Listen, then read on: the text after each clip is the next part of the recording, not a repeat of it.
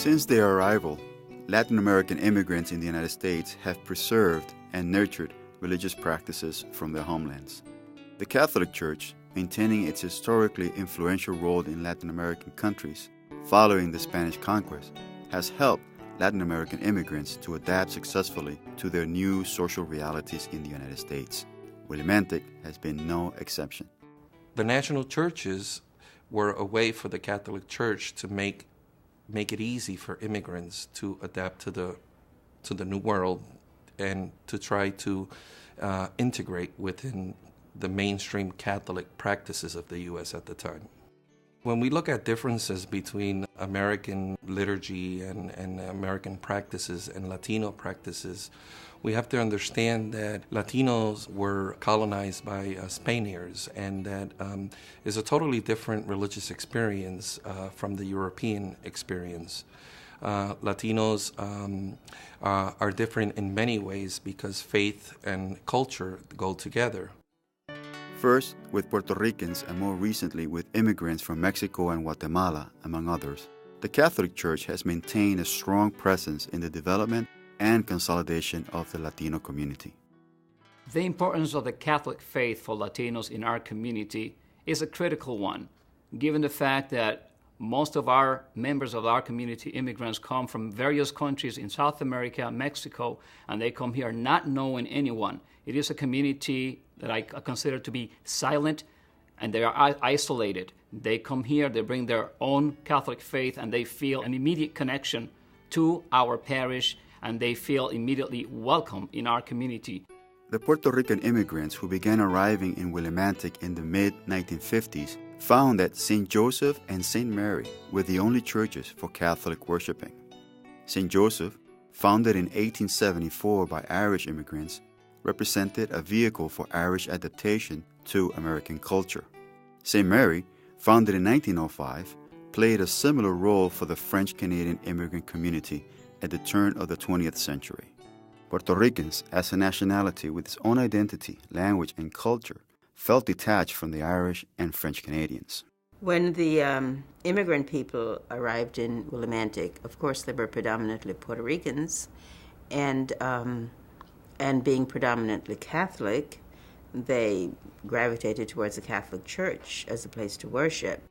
And the church really wasn't prepared for them. Not only St. Joseph's, but the Catholic Church in general was not prepared to have such an influx of people with a different language and a different culture. With the increase in Puerto Rican visibility in Willimantic, St. Joseph Church chose to incorporate Spanish-language masses with the goal of integrating the growing community. In 1966, a Cuban-born priest, Father Gonzalo Regalado, was sent by the Norwich Diocese to organize the Spanish-speaking community in Willimantic.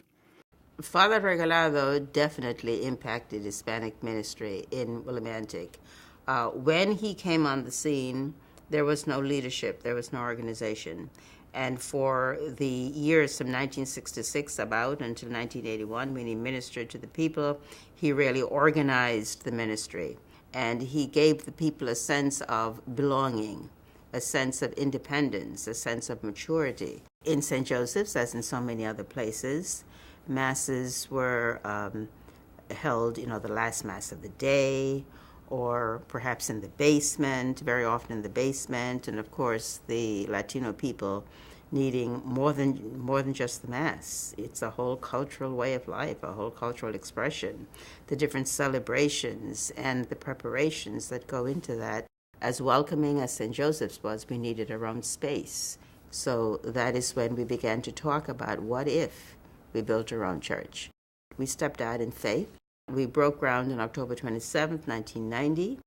The church was inaugurated on June 23rd, 1991. And that church stands on Club Road now as a testimony to the faith of the people, not only the Latino people, but the rest of the church, rest of the diocese, in support of the Latino people.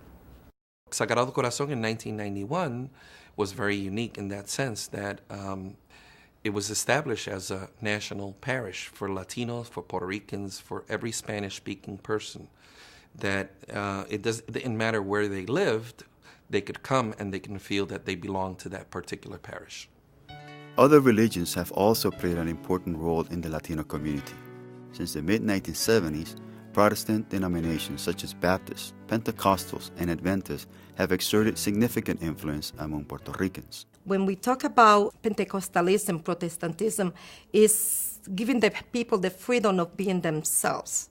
In particular, the Puerto Ricans is unique in the sense that they have their activities. The church has many, many family members in the same congregation. The preaching in the street, the preaching in the homes. It's like a big family, bringing all their pain, their happiness, their celebrations, all these details together. Religion has always been a significant aspect of the migration experience for Latinos in Willimantic. In my 27 years' experience of working with Latinos, it's very clear to me that they are a profoundly faith-filled people, that faith is the very basis of their existence, whether they go to church or not, whether they go to the Catholic Church or not. Faith is who they are.